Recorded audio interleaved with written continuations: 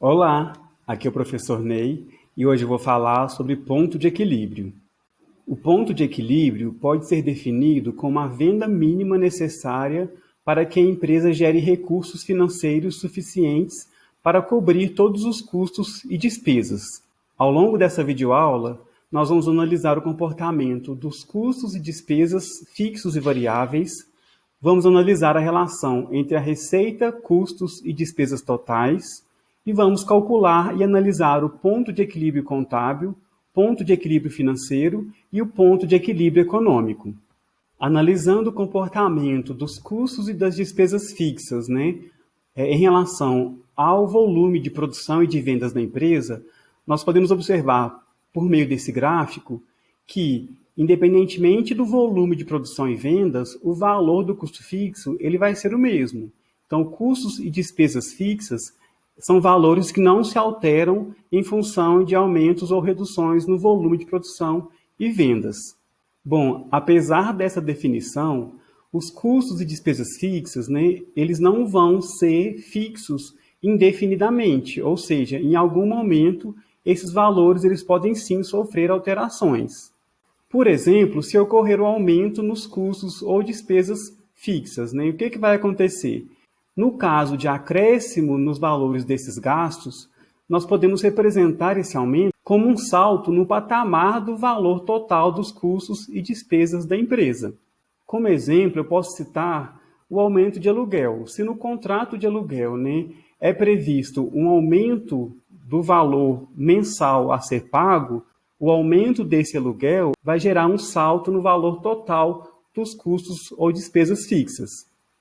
Além disso, quando a empresa precisar ampliar sua capacidade produtiva, ela vai precisar comprar novos maquinários, alugar um novo espaço ou construir um novo espaço para abrigar essas novas máquinas. Então, essa ampliação da capacidade produtiva das empresas pode gerar esse aumento dos custos e das despesas fixas. A rigor, os custos e despesas fixas eles podem ser representados por essa linha gradual, em que aqui representa essa ampliação da capacidade produtiva da empresa. Para cada investimento a maior na estrutura física da empresa, eu vou ter esses saltos no valor total dos custos e das despesas fixas. Analisando agora a relação entre os custos e despesas variáveis e o volume de produção e vendas, nós podemos perceber que, à medida que o volume de produção e de vendas aumenta, o valor total dos custos e despesas variáveis também vai aumentar. Quando ocorre o aumento no valor unitário dos custos e despesas variáveis, eu posso ter um aumento na inclinação dessa reta que representa o valor dos custos e despesas variáveis totais. Se, por exemplo, nós tivermos um aumento do valor de custo de algum insumo produtivo, como exemplo, o valor de custo de matéria-prima, se antes eu pagava R$ 5,00 no quilo de algum insumo e agora eu pago R$ 6,00, esse aumento de R$ 1,00 no valor do custo unitário com esse insumo vai gerar um aumento na inclinação da reta que representa os custos e despesas variáveis. Analisando de forma conjunta os custos e despesas fixos e os custos e as despesas variáveis, nós podemos representar os custos e despesas totais como a soma desses dois gráficos anteriores. Então, nós vamos começar a reta que representa os custos e despesas totais a partir do valor do custo total dos custos e despesas fixos e, a partir desse ponto, nós vamos manter a mesma inclinação que representa o acréscimo dos custos e das despesas variáveis. Representando graficamente agora a reta das receitas totais, nós podemos observar que a inclinação da reta da receita total geralmente vai ser maior do que a inclinação da reta que representa os custos e despesas totais. Geralmente isso ocorre porque o mais comum é que as empresas vendam os seus produtos ou as suas mercadorias por um valor maior do que os custos e despesas variáveis. Portanto, o mais comum é que a inclinação da reta da receita total seja maior do que a reta dos custos e das despesas totais. Nós podemos observar que, a partir de um certo momento, a reta que representa as receitas totais supera a reta dos custos e das despesas totais. Nesse momento, nós podemos dizer que essa empresa ela obteve lucro com as suas operações, já que as suas receitas totais foram maiores do que os custos e as despesas totais. Antes disso, existe a situação em que as receitas totais são menores do que os custos e as despesas totais. Nessa situação, a empresa ela está operando em prejuízo. Notem que existe um ponto em que as receitas totais se igualam aos custos e despesas totais. Esse é o ponto de equilíbrio, que alguns autores também chamam de ponto de ruptura, que é exatamente esse ponto em que ocorre a ruptura entre o prejuízo e o lucro. O ponto de equilíbrio é, portanto, esse momento em que as receitas totais se igualam aos custos e despesas totais, ou seja, é quando a empresa tem um lucro igual a zero. Esse ponto de equilíbrio ele pode ser determinado tanto em unidades como em valores monetários. Nós já vimos que o ponto de equilíbrio é aquele ponto em que as receitas totais se igualam aos custos e despesas totais. O valor da receita total nós podemos obter multiplicando o preço de venda pela quantidade vendida. Os custos e despesas totais nós podemos representar pela soma dos custos e despesas fixos mais os custos e despesas variáveis unitários vezes a quantidade produzida. Igualando, portanto, as duas equações, nós temos que o preço de venda vezes a quantidade, que é a receita, é igual aos custos e despesas fixas mais custo e despesa variável unitário vezes a quantidade, que é a representação dos custos e despesas totais. Para simplificar essa equação, nós temos que o preço de venda vezes a quantidade menos os custos e despesas variáveis unitários vezes a quantidade é igual aos custos e despesas fixos. Colocando a quantidade em evidência, nós temos a quantidade vezes o preço de venda menos os custos e despesas variáveis unitários é igual aos custos e despesas fixos. Portanto, essa quantidade de equilíbrio ela pode ser determinada pela divisão dos custos e despesas fixos pelo preço de venda menos custos e despesas variáveis unitário. Ou seja, o ponto de equilíbrio ele pode ser determinado pela divisão dos custos e despesas fixas pela margem de contribuição unitária. Nós já vimos que a margem de contribuição unitária nada mais é do que a diferença do preço de venda menos os custos e despesas variáveis unitário.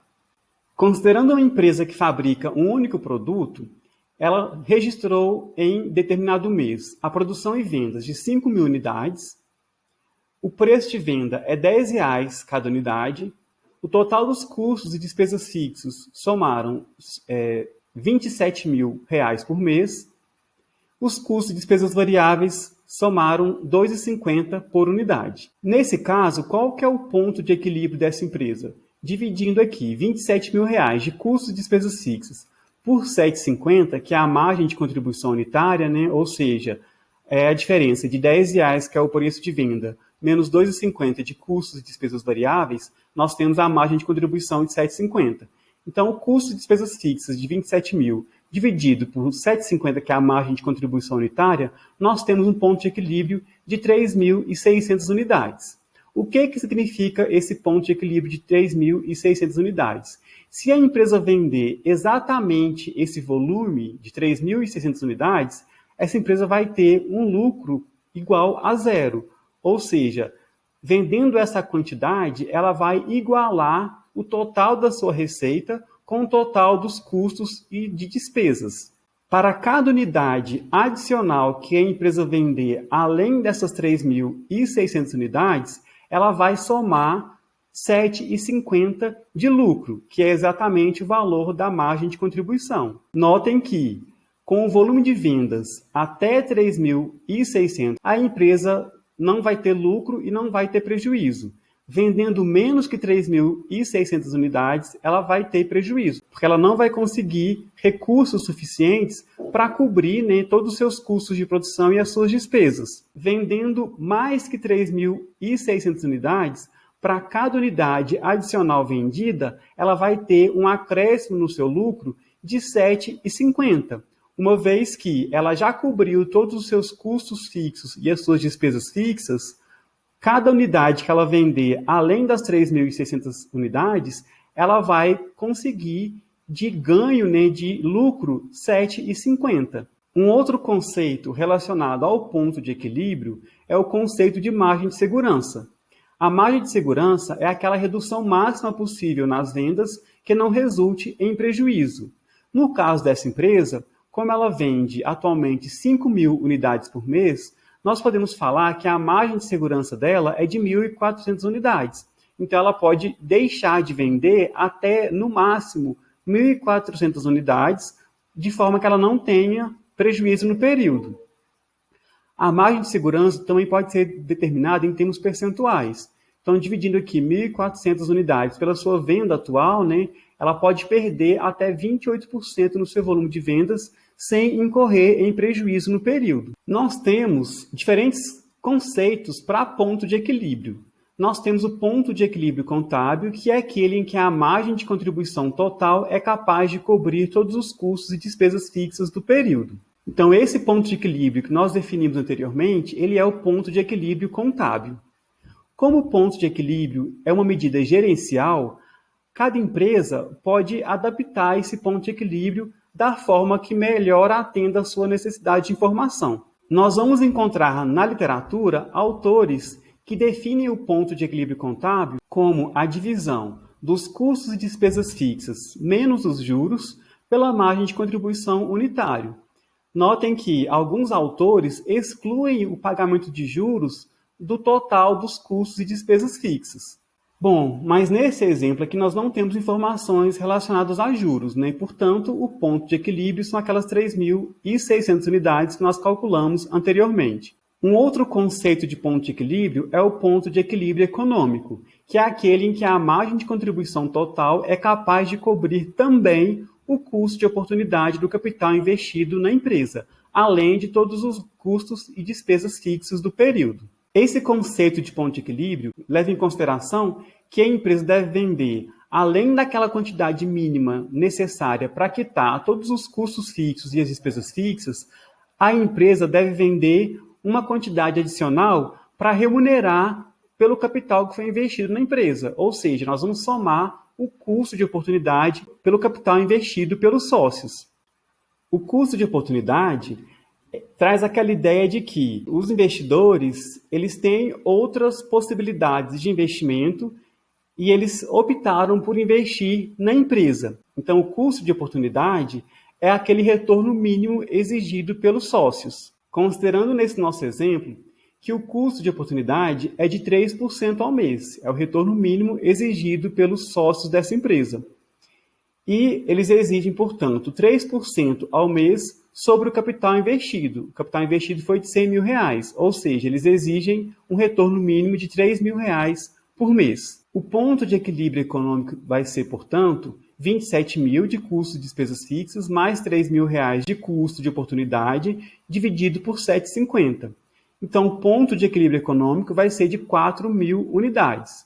Então, para que a empresa consiga cobrir todos os seus custos de produção e todas as suas despesas e ainda remunerar de forma adequada os sócios, ela tem que produzir e vender no mínimo 4.000 unidades. Caso a empresa venda mais que 3.600 unidades, que é o ponto de equilíbrio contábil, mas menos que 4.000 unidades, que é o ponto de equilíbrio econômico, a empresa, contabilmente, ela não vai ter prejuízo, né? Ela vai ter um lucro. No entanto, ela não vai conseguir remunerar de forma adequada os sócios. Então, economicamente, essa empresa estaria em déficit. Um outro conceito de ponto de equilíbrio é o ponto de equilíbrio financeiro.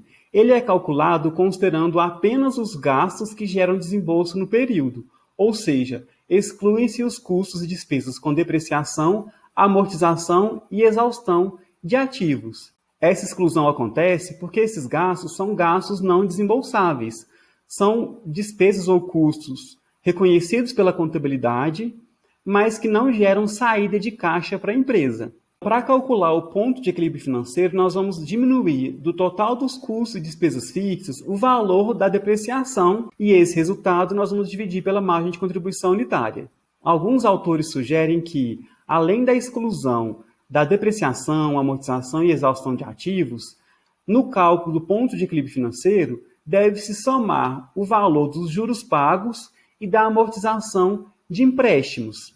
Essa amortização de empréstimos, né, é aquela devolução que a empresa faz do capital que ela pegou emprestado junto aos bancos, né, ou junto a outros credores. A ideia de somar os juros e a amortização é que esses são valores que vão gerar desembolso para a empresa.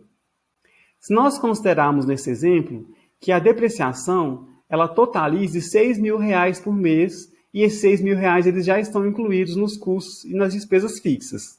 Dessa forma, o ponto de equilíbrio financeiro vai ser 27.000 menos a depreciação de 6.000 e desse resultado vou dividir por 7,50, vou chegar no ponto de equilíbrio financeiro de 2.800 unidades.